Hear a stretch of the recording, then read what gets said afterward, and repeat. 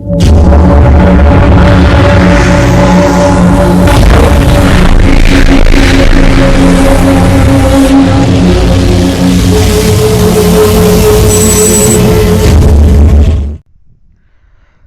को जय हिंद। मैं नितिन निकोड़े स्वागत करता हुआ आप सभी का आपके अपने YouTube चैनल में। आप सभी फ्यूचर में बनने वाले सोल्जर्स को, फ्यूचर में बनने वाले ऑफिसर्स को मेरा सैल्यूट। देखिएगा, आप लोगों के लिए मैंने 15 डेज एनसीसी मास्टर कोर्स लाया है। ठीक है, इस कोर्स में क्या है, हम ए, बी और सी सर्टिफिकेट का जो भी एग्जाम है भाई उसको हम पूरा सॉल्व कर रहे हैं। एक क्वेश्चन पेपर को हम पूरा सॉल्व कर रहे हैं। तो देखिएगा, इसका जो बैच है वो 21 जून 2020 से स्टार्ट हो चुका है। इसका जो बैच है वो 21 जून 2020 से स्टार्ट हो चुका है। और इसका जो बैच टाइमिंग जो है वो मॉर्निंग 9 AM, सुबह 9 बजे इसकी लाइव क्लासेस होती है। आप सभी को डेली लाइव आना है सुबह 9 बजे। ठीक है, अब जो बच्चा इसको पढ़ना चाहता है वो आए, जो टाइम पास करना चाहता है, 3 साल एनसीसी में बर्बाद करना चाहता है, वो बिल्कुल ना आए भाई। मुझे एक लिमिटेड बच्चे चाहिए और मैं उन लिमिटेड बच्चों को जो है वो हम सही तरह से पढ़ा सकते हैं। अगर ज़्यादा कचरा हो जाएगा तो अच्छा हम सही तरह से उनको पढ़ नहीं सकते। ठीक है, और उनको मैं पढ़ा भी नहीं सकता हूँ। अगर ज़्यादा कचरा हो जाएगा तो क्या होगा, आप सभी को पता है कचरा क्या होता है। कचरा खुद भी नहीं पढ़ता है और पढ़ने भी नहीं देता है किसी और को। तो अब आप कचरा हो या कोई एक अच्छा स्टूडेंट हो, या आप ही डिसाइड करो। जो बच्चे इंटरेस्टेड है, जो बच्चे जिनको लगता है कि मुझे एनसीसी के बी और सी सर्टिफिकेट में अच्छे ग्रेड से पास होना चाहिए, तो वो बच्चे आइए। चलिए, अब मैं थोड़ा सा 2-3 मिनट तक एक इंट्रोडक्शन दूंगा। जो बच्चे पुराने वाले भाई उनको तो पता है। अब क्या होता है कि बहुत सारे बच्चे नए आते हैं तो उनको नहीं पता होता है। तो जो भी लाइव आ चुका है, ठीक है, वो बिल्कुल कमेंट करते रहे। तो देखिए, जो भी कैडेट पहली बार इस चैनल के ऊपर हमारे चैनल पे आया है भाई, वो तो पहले लाइक कर दो इस वीडियो को। ठीक है, इस वीडियो को अपने सारे दोस्तों के साथ आप सभी को शेयर करना है। ऐसा नहीं कि कुछ गिने चुने बच्चे करें यार, सभी लोग करते जाओ यार। जितने ज़्यादा शेयर करोगे उतने बच्चे ज़्यादा जुड़ते जाएंगे। अब जिन्होंने अभी तक चैनल को सब्सक्राइब नहीं किया है तो क्या कर रहे हो मेरे भाई आप लोग। अभी तक आपने चैनल को सब्सक्राइब नहीं किया है तो क्या कर रहे हो, सब्सक्राइब कर दो यार चैनल को। और इसी तरह की हमेशा नई जानकारी आपको मिलती रहेगी। जब तक आप सब्सक्राइब नहीं करोगे तो आपको वीडियोस की नोटिफिकेशन नहीं आएगी तो आप पढ़ोगे क्या। तो चलिए आगे बढ़ते हैं। जिन्होंने नहीं किया है चैनल को सब्सक्राइब कर दो, साथ में बेल आइकन को प्रेस कर दो। चलिए, अब देखिए स्क्रीन के सामने भाई आपके एक वर्दी दिखाई दे रही है। ये हर किसी कैडेट का एक सपना होता है। हर किसी को लगता है कि इस वर्दी को पाना हर किसी का एक ड्रीम होता है। ठीक है, अब भाई अगर आप इस वर्दी को पाना चाहते हो तो आपके लिए आपके पास सिर्फ 2 चीज़ें चाहिए भाई। एक तो आपके पास एनसीसी का सी सर्टिफिकेट चाहिए और दूसरी चीज़ चाहिए आपके पास रनिंग। अगर ये 2 चीज़ें आपके पास है तो आप इस वर्दी को आराम से पा सकते हो। अब जो ये रनिंग आती है कि ये रनिंग आप खुद घर रह के खुद कर सकते हो। ठीक है, रोज सुबह 5 बजे उठ के रोज भागिएगा, आपकी रनिंग कंप्लीट हो जाएगी। अब देखिएगा, ये एनसी का सी का जो एग्जाम है भाई, उसका जो आपका एनसी का सी सर्टिफिकेट का एग्जाम जो है मैं आप लोगों को क्रैक करके दूंगा। मैं आप लोगों को उसमें पूरी चीज़ें पढ़ाऊंगा, सी सर्टिफिकेट बी सर्टिफिकेट के बारे में। ठीक है, तो जो है आप रनिंग घर बैठे करते रहिए। और जो सी का एग्जाम होता है उसके लिए मैं आपकी पूरी प्रिपरेशन करवा के दूंगा। ठीक है, आप मेरे साथ बने रहिए, चैनल के ऊपर बने रहिए, हमेशा वीडियोस को देखते रहिए। जो है मैं आप सभी का प्रिपरेशन सही तरह से करवा दूंगा। तो चलिए देखिएगा, स्क्रीन के ऊपर वर्दी दिखाई दे रही है भाई। मैं इस वर्दी में आप सभी को देखना चाहता हूँ। यहाँ पे आपकी नेम प्लेट हो। ठीक है, हर किसी कैडेट का एक सपना है। ठीक है, अगर भाई आप वर्दी पाना चाहते हो तो बिल्कुल हो जाओ तैयार। ये वर्दी आपकी है, सिर्फ घर पहुंचने की देरी है। ठीक है, अगर वर्दी पाना चाहते हो तो हो जाओ तैयार। सभी लोग तैयार हो? ठीक है, वेरी गुड सभी लोग। चलिए, अब देखिएगा, ये आप जो है ना, जब भी मेरे क्लास में आओगे तो सबसे पहले एक काम करिएगा, एक पेन और नोटबुक लेके बैठ जाओ। जो भी मैं पढ़ा रहा हूँ उसको लिखते जाइएगा। ठीक है, आज अगर बात करेंगे तो हमारे जो कोर्स का आज का हमारा सेकंड डे, कितना दिन है हमारे आज का स्कोर का, इस कोर्स का तो सेकंड डे है, दूसरा दिन है। आपने क्या है, अगर इससे पहले की वीडियोस नहीं देखी है, अगर आपको इसके बाद की अगर वीडियोस देखना है तो आप मेरे चैनल पे जाइएगा। मेरे चैनल के ऊपर एक प्लेलिस्ट होगी, उस प्लेलिस्ट का जो नाम है वो 50 डेज एनसीसी मास्टर कोर्स, इस तरह से आपको दिखाई देगा। 15 डेज एनसीसी मास्टर कोर्स, इस तरह से एक दिखाई देगा नाम, उसके ऊपर क्लिक कर दीजिएगा। पूरी वीडियोस आपको देखने के लिए मिल जाएगी। ठीक है, और अपने जो अपना नॉलेज भी बढ़ जाएगा। ठीक है, बहुत सारे बच्चों ने मुझे कमेंट करके पूछा था कि सर जो है हमारा जो एग्जाम अभी 19 जुलाई को आने वाला है, तो सर उसके बारे में हमें बताइए, उसकी प्रिपरेशन करवा दो। तो बिल्कुल उन्हीं के लिए आज का एग्जाम है, बिल्कुल ये क्लास उन्हीं के लिए चला रहा हूँ। ठीक है, चलो आगे बढ़ेंगे। ओके, वेरी गुड भाई। जो भी मुझे दिख रहे बच्चे, ठीक है, आप सभी लोग बहुत बड़े आपका स्वागत है। अब मैं हर किसी के नाम नहीं ले सकता हूँ, जितने भी बच्चे लाइव आ चुके हैं तो उन सभी के नाम लेना इतना पॉसिबल नहीं है। कि क्या होता है फिर बच्चे एक का नाम छूट जाता है, एक का नाम फिर बच्चे बोलते हैं सर एक का नाम ले रहे हो एक का नाम नहीं ले रहे हो। उससे अच्छा है मैं किसी का नाम नहीं लूँगा। ठीक है, आप बने रहिए बिल्कुल वीडियो के साथ। क्या है अभी हम बात कर रहे हैं ना, तो ये इंग्लिश और हिंदी में मैं आप लोगों को समझा रहा हूँ। ठीक है, पेपर जो है भाई वो इंग्लिश में, मैं आप लोगों को हिंदी में समझा रहा हूँ, इसलिए वीडियो बड़ा हो सकता है। तो चलिए आज हम बात करेंगे कि वेपन ट्रेनिंग के बारे में। आज का हमारा क्या चालू है, तो वेपन ट्रेनिंग चालू है। वेपन ट्रेनिंग कितने मार्क्स की आती है, तो 40 मार्क्स की आती है। ठीक है, वेपन ट्रेनिंग का बिल्कुल पढ़ रहे हैं आज हम। 10 मार्क का क्वेश्चन आपके सामने आ चुका है। ठीक है, 1 मिनट यार रुको थोड़ा सा। ओके चलो, वेपन ट्रेनिंग के बारे में आज हम पढ़ रहे हैं। ठीक है, आज किसके बारे में पढ़ रहे हैं, वेपन ट्रेनिंग। ओके, तो क्वेश्चन नंबर 7 आपके सामने है। उससे पहले कि अगर वीडियो आपने नहीं देखी तो प्ले लिस्ट में मिल जाएगी, बाद में देख लेना। ठीक है, 40 मार्क आज हम कवर करेंगे इसमें। तो पहला क्वेश्चन आपके सामने क्या है, what is the sequence of action while firing a shot. ठीक है, what is the sequence of action while firing a shot, कि राइफल से गोली चलाने की कार्यवाही का अनुक्रम लिखो। ठीक है, राइफल से गोली चलाने की कार्यवाही का अनुक्रम लिखो बोल रहा है ये, तो बिल्कुल लिखेंगे क्या है बिल्कुल। ठीक है, आप बने रहिए। 1 मिनट वेट करो, 1 मिनट सभी लोग। ओके, तो चलिए इसका आंसर क्या है, आप देख सकते हो स्क्रीन के ऊपर तो आंसर दिख रहा है इसका। ठीक है, आप पेन और नोटबुक लेके बैठ जाओ। तो सबसे पहले एमिंग पोजीशन। ठीक है, एमिंग पोजीशन, तो on taking the aim the firer must take the first pressure. ठीक है, लक्ष्य के निशाने पर आने पर ट्रिगर पर प्रथम दबाव डालिए। भाई एमिंग पोजीशन क्या होता है, जब आप लक्ष्य के निशाने पर, जब आपका जो टारगेट होता है ना, जब आपका एक टारगेट आपके निशाने पर आ जाता है तो बिल्कुल आपको जो ट्रिगर होता है ना, आपके पास वेपन जो होती है उसका जो ट्रिगर है आपको दबाना है। ठीक है, ठीक है, एमिंग पोजीशन क्या होता है कि लक्ष्य के निशाने पर आने पर ट्रिगर पर प्रथम दबाव डाले।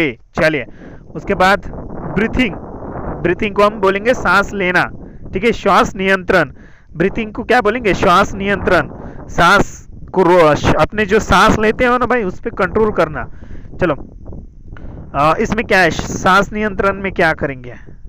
Okay, just before taking an aim breathing must be gently restrained.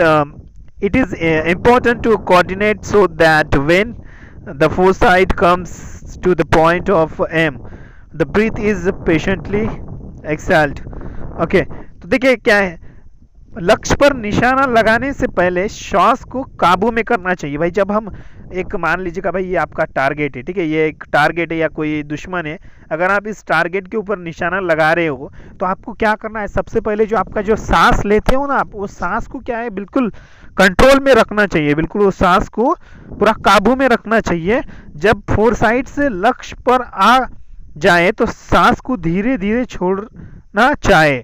ठीक है, अगर आप बार बार सांस लोगे तो क्या है, फिर आपका जो निशाना है ना वो चूक जाएगा। फिर वो निशान आप बार बार सांस लोगे तो क्या होगा भाई, आपका जो निशाना है ना वो हिलता रहेगा। आप जो निशाना लगा रहे हो, आपकी जो वेपन है वो क्या करेगी, हमेशा हिलती रहेगी। इसलिए जो है आपको श्वास जो है वो बार बार नहीं लेना है, उसके ऊपर काबू रखना है। चलिए आगे बढ़ते हैं। Okay, firing. अब फायरिंग क्या है, गोली चलाना, firing. Immediately on correct aim the second pressure will be taken and the shot fired for a second or two after firing. This should be no relaxation of the hold of or movement of trigger finger or head. अगर भाई आप चाहते हो कि इसकी video Hindi में आए तो बिल्कुल आप मुझे कमेंट बॉक्स में कमेंट करो, हिंदी में भी लाऊंगा। ठीक है, चलो फायरिंग में क्या है भाई, सुन लो। सही निशाना लक्ष्य पर आते ही ट्रिगर पर दूसरा दबाव डालना चाहिए। पहला दबाव तो हम एमिंग पोजीशन में डालेंगे, दूसरा दबाव हमें क्या कहाँ डालना है, तो फायरिंग पोजीशन में डालना है। ठीक है, सही निशाना लक्ष्य पर, अगर आपका जो निशाना है बिल्कुल आपका निशाना दिख रहा है भाई, ये टारगेट के ऊपर आपका निशाना है, तो आपको दूसरा दबाव डाल देना चाहिए। चलिए, गोली चलाने के 1 या 2 सेकेंड तक उंगली और सिर को यथायथ बिना हिलाए रखना चाहिए। ठीक है, जब आप गोली चला दोगे, ठीक है, जब आप गोली चलाओगे तो आपका जो 2-3 सेकंड तक आपकी जो उंगली है और सिर को जो है वो थोड़ा यथागत बिना हिला ये रखना चाहिए, मतलब कि हिलने नहीं देना है। आपने अगर मान लो आपने फायर कर लिया है, अब फायर कर लिया है तो तुरंत ही अपना जो जब ट्रिगर में आपकी जो उंगली होती है ना उसको निकालना नहीं है, थोड़ा 2-3 सेकंड तक थोड़ा रुकना चाहिए, उसके बाद निकालना चाहिए। चलिए, उसके बाद में फॉलो थ्रू, अनुगमन, ठीक है, follow through. The hold and aim must be maintain until the bullet has left the barrel. Better still, fire should allow through until the bullet has reached the target. Okay okay. तो जब एक गोली barrel से बाहर निकले तब निशाना और पकड़ बनाए रखनी चाहिए, ठीक है भाई। क्या होता है, जब निशाना लगाते हो या आपकी जो बैरल से जब आपकी गोली निकलती है, जब आप फायर करते हो, जब आपके बैरल से गोली निकलती है, तब आपको निशाना और पकड़ को बनाए रखना चाहिए गोली के लक्ष्य पर लगने तक। इसी प्रकार उसका अनुगमन करना चाहिए। अब देखिए, जब तक आपका जो है ना, ऐसा नहीं कि आपने निशाना लगाया, गोली को भी चलाया, फिर आपकी जो बैरल से आपकी गोली निकल गई, जब तक आपकी बैरल से निकली हुई गोली आपके निशाने पर नहीं लगती है, जो आपने टारगेट देखा है उस टारगेट तक जब तक नहीं लगती है, तब तक जो है आपको जो है रुकना है, ठीक है, तब तक आपको रुकना है। चलो भाई आगे बढ़ते हैं। समझ में आ रहा है ये चीज़ें? अगर आप हिंदी में चाहते हो तो कमेंट कर दो, मैं हिंदी में भी आगे इसको लाऊंगा। ओके, चलो क्वेश्चन नंबर 8, 5 मार्क का क्वेश्चन है, आप देख सकते हो। Define law of aiming. Define law of aiming, लक्ष्य निर्धारण का नियम क्या है, ठीक है, लक्ष्य निर्धारण का नियम क्या है। तो 5 मार्क का क्वेश्चन है, इसके बारे में आपको पता होना चाहिए। ओके चलिए, focus the target so that a clear picture is formed on the retina of the eye and get the true center of the target. Then with the eye focus to the foresight. लक्ष्य पर दृष्टि केंद्रित करें, ठीक है। आप ध्यान दो क्या करना है भाई, जो आपका टारगेट होता है ना, आपका जो लक्ष्य होता है, आपका जो एम होता है, वही एम पर आपकी जो दृष्टि है वह केंद्रित करें, जिससे कि आँख के रेटिना पर उसका एक स्पष्ट चित्र बन सके। सुनो, आपको जो है ना अपने लक्ष्य को, अपने टारगेट को इस तरह से देखना चाहिए। अगर आप मान लो, मैं एग्जांपल दे रहा हूँ, ठीक है, मैं मान लो अगर आप अपनी आँख भी बंद करोगे ना, जब आप, मैं एग्जांपल दे रहा हूँ, इस बात को भी समझ लो, ठीक है। आपको जो है आपका टारगेट इस तरह से ध्यान में रखना है कि भाई अगर आप आँख भी बंद करो ना तो आपको आपका टारगेट ही दिखे, ठीक है। आप जब आँख भी बंद करो ना, आपको आपका टारगेट ही दिखे। अब देखो, बहुत सारे बच्चे क्या है, प्यार करते हैं, ठीक है, एग्जाम्पल दे रहा हूँ सुन लो। हाँ, बहुत सारे बच्चे प्यार करते हैं तो भाई रात में उसको सपने आते हैं, तो बिल्कुल वो सपने में उसकी महबूबा उसको दिखाई देती है, ठीक है, उसकी महबूबा जो है उसे दिखाई देती है, बिल्कुल उसके आँख के सामने जो है ना, उसके आँख के रेटिना के सामने जो है उसके महबूबा की तस्वीर दिखाई देती है। तो इसी तरह से वो जैसे अपने लक्ष्य के ऊपर जितना टारगेट करता है ना, उसी तरह से हमें जो है हम जब निशाना लगाते हैं, जब हम टारगेट के ऊपर फोकस करते हैं, तो इसी तरह से फोकस करना है कि भाई हम आँख भी बंद करें ना तो हमारा जो टारगेट है हमें साफ दिखे, इस तरह से, ठीक है। तो जब आप लक्ष्य के ऊपर दृष्टि केंद्रित कर रहे हैं, जिससे कि आपकी जो आँख का जो रेटिना है उस पर एक स्पष्ट चित्र बन सके और आपका लक्ष्य का केंद्र पा सके, ठीक है। इसके बाद आंखें फोरसाइट पर केंद्रित करें। उसके बाद जो है अपनी आंखें जो है कहाँ पे आपको केंद्रित करना है, फोरसाइट पर केंद्रित करना है। फोरसाइट क्या होती है भाई, अब ये चीज़ें जो है ना, जब तक आपके पास वेपन नहीं होगी ना तब तक नहीं बता सकते। अब फोरसाइट क्या होता है तो सुन लो, देखिएगा ये वेपन है, ठीक है, ये वेपन है भाई, तो ठीक है, इस टाइप से कोई वेपन मान लो। तो यहाँ से क्या होता है, आपको निशाना लगाने के लिए यहाँ पे इस तरह से कुछ ऐसा दिखाई देता है, ठीक है। यहाँ से आपको एक राइफल के इससे देखना पड़ता है आपको, ठीक है, इस तरह से एक फोरसाइट होता है, मतलब कि यहाँ से क्या है आप देख सकते हो अपने निशान की तरफ से। जब आप एक आंख बंद करते हो, जब सुनो, अगर आपने अभी तक फायरिंग नहीं की तो अब मैं क्या बताऊँ, ठीक है, जब आप एक आंख बंद करते हो और एक आंख से आप जब निशाना लगाते हो तो भाई वो फोरसाइट में से आप देखते हो आपके निशाने की ओर, तो उसको जो है फोरसाइट कहा जाता है। चलो क्लियर है, आगे बढ़ेंगे। ओके सुनो,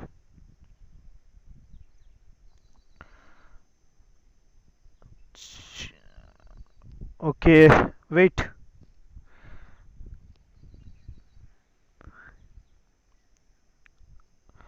Hold the rifle properly. Hold the rifle. Hold the rifle properly as has already been taught the keep it. मतलब कि राइफल को सही ढंग से पकड़े और सीधी रखें. क्या है, राइफल को हमें हिलाना डुलाना नहीं है. राइफल तो वेटेड होती है, लेकिन हमको जो है ना वो सीधी पकड़ना है और सही ढंग से पकड़ना. यही हमें लॉ ऑफ एमिंग में सिखाया जाता है. तो चलिए उसके बाद देखो. Close the left I and focus the four side. आपकी जो है बाई आंख जो है आपको भाई बंद करनी है और फोर साइड पर दृष्टि केंद्रित करना है. ठीक है, बाई आंख जो है आपकी क्या करना है, आपको बंद करनी है. चलिए. See the four side through the back side you. The four side should be seen right in the central of the you. The tip of the four side must be aligned in the center and it level with the shoulder of the U. देखो ये क्या बोल रहा है. Back side, आपका जो back side होता है ना U, back side U four side को देखें. बैक साइड से U से फोर साइड को देखिए भाई. ये U का इस तरह से एक फोर साइड होता है. इससे आप क्या कर सकते हो, निशाने को देख सकते हो. ठीक है, यह इसके मध्य में से दिखाई देगी. ये मध्य में से दिखाई देनी चाहिए.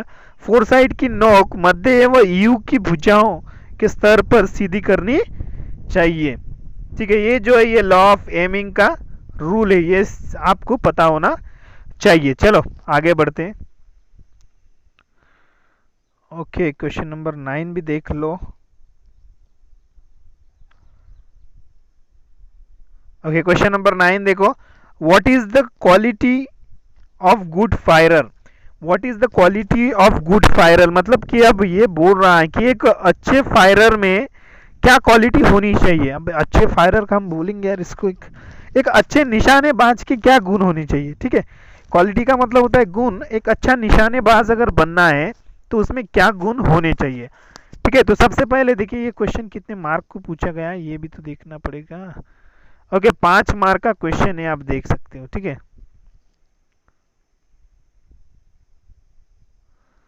5 मार्क का क्वेश्चन है.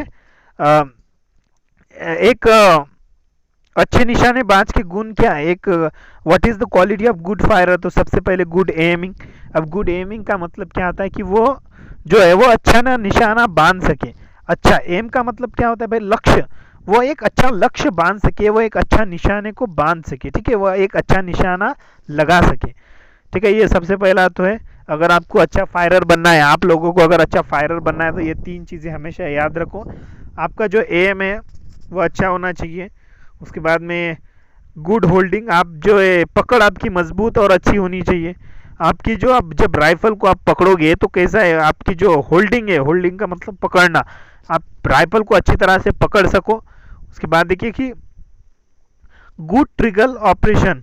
गुड ट्रिगर ऑपरेशन, जब आप ट्रिगर को दबाओगे तब आपको सही तरह से ट्रिगर को दबाने का जो है ना वो आपको पता होना चाहिए. ठीक है, आप उसमें माहिर होना चाहिए ट्रिगर ऑपरेशन में. ठीक है, अब भाई अगर आपको ट्रिगर दबाता नहीं आता है सही तरह से, तो अगर ट्रिगर दबाना है तो भाई आपकी जो उंगली होती है उसके लिए भी कुछ एक्सरसाइजेस होती है, वो हमेशा आपको करना पड़ेगा. ठीक है, तो ये 3 चीज़ें होती है. 5 मार्क का क्वेश्चन है, आपके सामने है.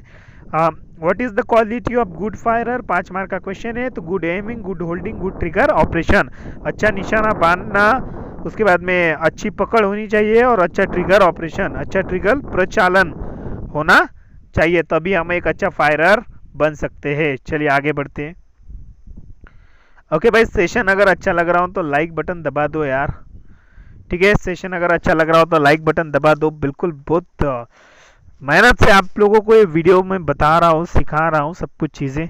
ठीक है, अगर आप चाहते हो क्या हिंदी में भी आए तो बिल्कुल आएगा, हिंदी में भी लाऊंगा, लेकिन थोड़ा सा टाइम लगेगा आप लोगों को. ठीक है, वेट, थोड़ा सा पानी पी लेता हूँ यार, गला सूख रहा है मेरा.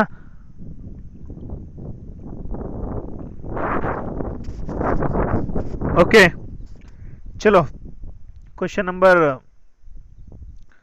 10 की ओर बढ़ते हैं. क्वेश्चन नंबर 10 की ओर बढ़ेंगे. Okay, what is the difference between loading. Question number 10 पढ़ लो, 5 मार्क का क्वेश्चन है. What is the difference between loading rifle and charging the magazine. ठीक है, हमें इन दोनों का जो है ना डिफरेंस बताना है। डिफरेंस को हम क्या बोलेंगे यार, फर्क, फर्क इन दोनों में क्या फर्क है वो बताना है। ठीक है, loading rifle and charging the magazine, और चार्जिंग मैगजीन में और लोडिंग राइफल में क्या फर्क है ये हमें बताना है। तो सुनो, इसका आंसर क्या हो जाएगा, अ rifle is loaded when the A rifle is loaded when there is a round in the chamber।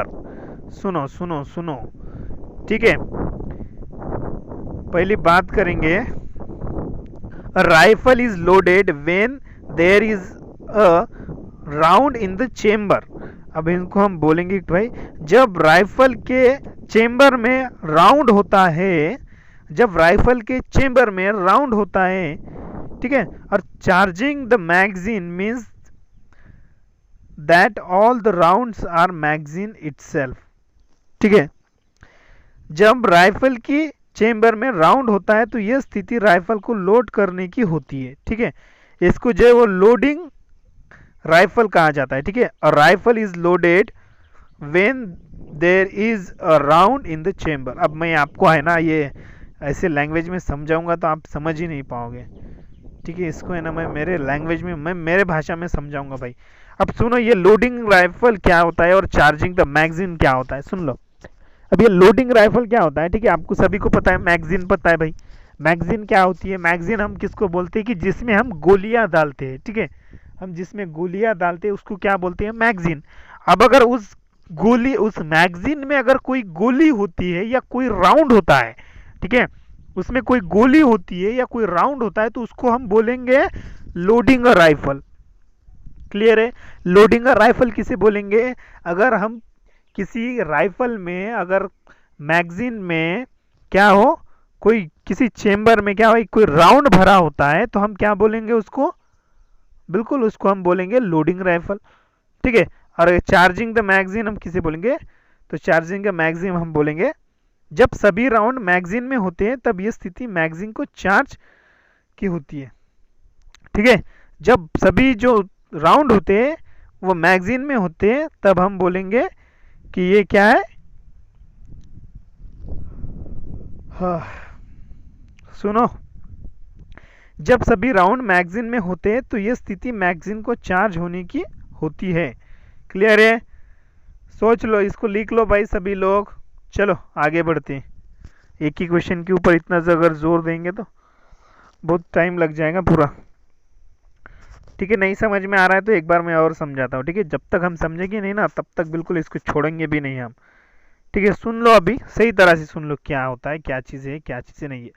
अब ये लोडिंग राइफल क्या होता है, ठीक है, जब राइफल के चेंबर में राउंड होता है, जब राइफल के चेंबर में राउंड होता है तो ये स्थिति राइफल के लोड होने की होती है। ठीक है, जब राइफल के राउंड में, जब राइफल के चेंबर में, सुनो चेंबर ये वर्ड सुन लो भाई, जब राइफल, अब ये चेंबर में है ना, ये आप लोगों को राइफल को दिखाना पड़ेगा तभी आपको ये समझ पाओगे।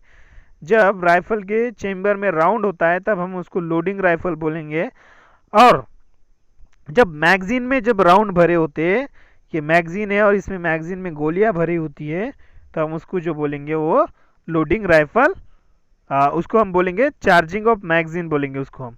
ठीक है, चार्जिंग द मैगजीन बोलेंगे। चलिए आगे बढ़ेंगे। ये सब कुछ चीज़ें हैं ना, ये थोड़ा सा कैसा, ये हम ओरली बता नहीं सकते, इसको है ना प्रैक्टिकल करके बताएंगे तो सही तरह से आपके समझ में आ जाएगा। फिल इन द ब्लैंक्स आपके सामने देख सकते हो आप, फिलिंग द ब्लैंक्स, रिक्त स्थानों की पूर्ति करो। आप सभी को 5 मार्क का क्वेश्चन है, रिक्त स्थान की पूर्ति करो। ठीक है, 5 मार्क का क्वेश्चन है, देख पा रहे हो आप। चलो पहला क्वेश्चन क्या बोल रहा है, the size of the planet for cleaning, okay, the size for planet of the cleaning is. अब सुनो क्या है कि इसका जो क्वेश्चन क्या पूछ रहा है वो सुन लो। राइफल की सफाई के लिए प्लैनेट का आकार क्या होता है। ठीक है, ये प्लैनेट क्या होता है भाई, इसके बारे में बता दो। ये प्लैनेट जो होता है ना, जब आप वेपन को साफ करते हो, किसी राइफल को जब साफ करते हो तो राइफल को साफ करने के लिए आपको प्लैनेट का इस्तेमाल करना पड़ता है। तो अब ये प्लैनेट हम बोलेंगे कि एक तरह से एक चिंदी होती है कि जिससे हम राइफल को साफ कर सके। ठीक है, the size of the planet of, the size of planet for cleaning is, तो राइफल की सफाई के लिए जो फ्लैनेट का जो आकार होता है वो कितना होना चाहिए? तो बिल्कुल देखिए ये फ्लैनेट का जो आकार है वो कितना होना चाहिए? तो 4/2 होना चाहिए। ठीक है, ये जो है सही इसका आंसर है। चलिए उसके बाद देख लीजिए, the magazine capacity of 7.62 mm SLR rifle. अब 7.62 mm SLR की मैगजीन की क्षमता कितनी होती है? तो ये मुझे लगता है कि आई होप ये सभी को इसका आंसर पता होगा। तो इसमें 20 राउंड, कितने राउंड? 20 राउंड की इसकी कैपेसिटी होती है। ठीक है, मैगजीन कैपेसिटी कितनी होती है 7.62 mm SLR की? तो 20 राउंड की होती है। चलिए क्वेश्चन तीसरा देख लो, pressure will be found on the pressuring of the 7.62 mm SLR। ठीक है भाई, ये क्या 7.62 mm SLR का ट्रिगर पर दबाव कितना डाला जा सकता है? ठीक है, कितना दबाव डाला जा सकता है? तो इसका जो आंसर है भाई 2। कितना, कितने बार हम दबाव डाल सकते हैं? तो 2 बार दबाव डाल सकते हैं। ठीक है, 2 बार दबाव डाल सकते हैं। क्लियर है? चलो उसके बाद देख लो, the weight of the magazine alone is ounce. The weight of the magazine alone is ounce, मतलब ये पूछ रहा है कि 7.62 SLR की केवल मैगजीन का वजन कितना ऑन्स होता है? ऑन्स जो है ये वजन को बोला जाता है। ठीक है, ऑन्स जो है वजन को काउंट किया जाता है उसमें। तो जो आपकी 7.62 mm SLR होती है ना, उसकी जो मैगजीन होती है, सिर्फ मैगजीन की बात कर रहे हैं हम, पूरे वेपन की बात नहीं कर रहे, सिर्फ मैगजीन की बात कर रहे हैं। तो मैगजीन का जो वजन होता है वो कितना होता है? ठीक है, तो मैगजीन का जो वजन होता है वो 9 ऑन्स का होता है। कितनी वो जो वजन होता है उस मैगजीन का, तो कितना होती है? तो 9 ऑन्स होती है। चलिए आगे बढ़ते हैं, the capacity of SLR magazine is, the capacity of SLR magazine is, कितने मैगजीन की कैपेसिटी होती है SLR की? हाँ, कितनी होती है? तो 20 होती है भाई। कितनी होती है? 20। चलिए समझ में आ रहा है आप सभी को? चलो 20 राउंड की होती है।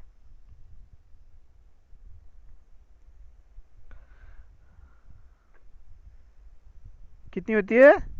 20 राउंड की होती है। आगे बढ़ेंगे, रुको थोड़ा इसको जूम में आउट कर दूंगा।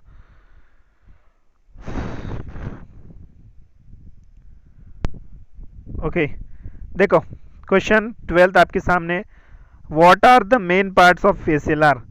ठीक है, what are the main parts of SLR। भाई जो है ना, इसको आपको जूम करके बता रहा हूँ, इसका ये 5 मार्क का क्वेश्चन है, देख पा रहे हो आप।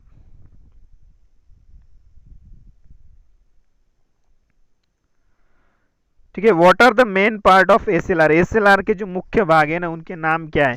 ठीक है, कम से कम आपको 10 नाम के बारे में तो पता होना ही चाहिए। ले चलो मैं आप लोगों को बता दूं कि क्या मेन पार्ट है। तो उसके बाद में देखिए, बट है, ट्रिगर है, कैरिंग हैंडल, 4 साइड प्रोटेक्टर है, इजेक्शन स्लॉट है, piston group, magazine barrel, piston, body cover, trigger guard, hand guard, gas plug, bridge block. ठीक है, ये जो सब कुछ जो है वो SLR के मेन पार्ट्स है। इनके बारे में आप सभी को पता होना बहुत ज़रूरी है, 5 मार्क का क्वेश्चन है। ठीक है, ये नाम याद रख लो। चलिए आगे बढ़ते हैं। ठीक है, आगे बढ़ेंगे। चलो ये भी जो क्वेश्चन है कितने मार्क का है? 5 मार्क का क्वेश्चन है आपकी स्क्रीन के सामने। ओके, व्हाट ट्रू और फॉल्स लिखना है, सही और गलत। ठीक है, क्या सही है क्या गलत है ये हमें लिखना है। तो सुनो, क्वेश्चन पहला क्या बोल रहा है कि 7.62 mm LMG can be stripped in 5 groups. Okay, 7.62 mm LMG 5 ग्रुपों में खोली जाती है। तो बिल्कुल सही है। ठीक है, बिल्कुल सही है, बिल्कुल सही आंसर है। ठीक है, ट्रू है कि जो LMG होती है बिल्कुल वो 5 भागों में खोली जाती है। चलिए दूसरा question, there are 6 groove in the 7.62 mm SLR। Okay बिल्कुल है, 7.62 mm SLR में जो 6 ग्रूव होते हैं। ठीक है। ग्रूव का मतलब क्या होता है भाई, वो बैरल में कटा वाले हिस्से को ग्रूव कहते हैं। ठीक है, जो बैरल में जो कटा वाला हिस्सा होता है ना, उसको ग्रूव कहते हैं। ठीक है, चलो उसके बाद में तीसरा देख लो कि मैगजीन कैपेसिटी ऑफ द